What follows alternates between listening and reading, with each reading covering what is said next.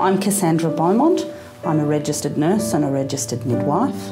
I'm employed at Canberra Hospital under ACT Health. A component of the services we provide is providing medical care and injury interpretation or documentation to victims of domestic violence.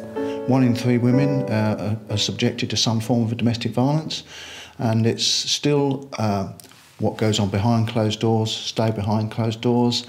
It's still, I don't want to get involved, it's nothing to do with me. There's still we've got a long way to go to get the awareness out there that domestic violence is unacceptable.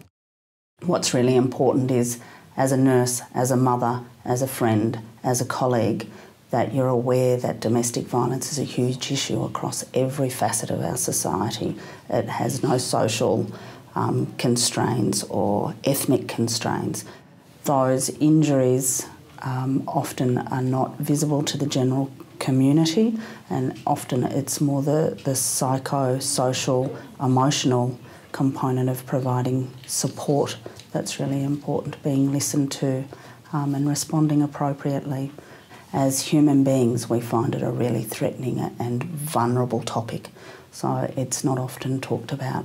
The key with the DV Alert training program is that it brings out into the open and brings up to the fore what domestic violence is. The online training you can do in your own time, whatever suits you.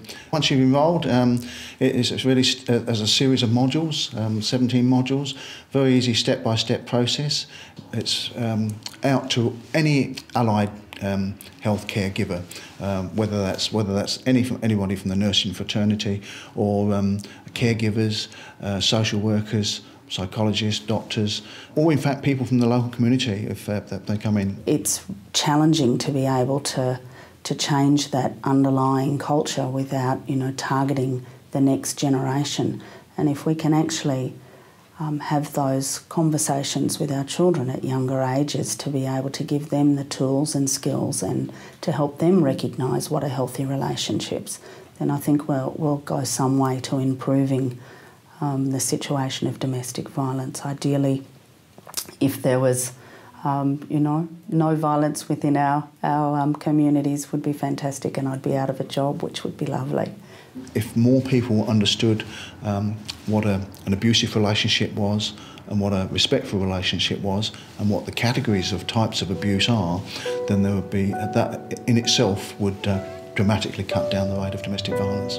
So naming it for what it is, and they will have the courage to name it for what it is because of what they've learnt on the course.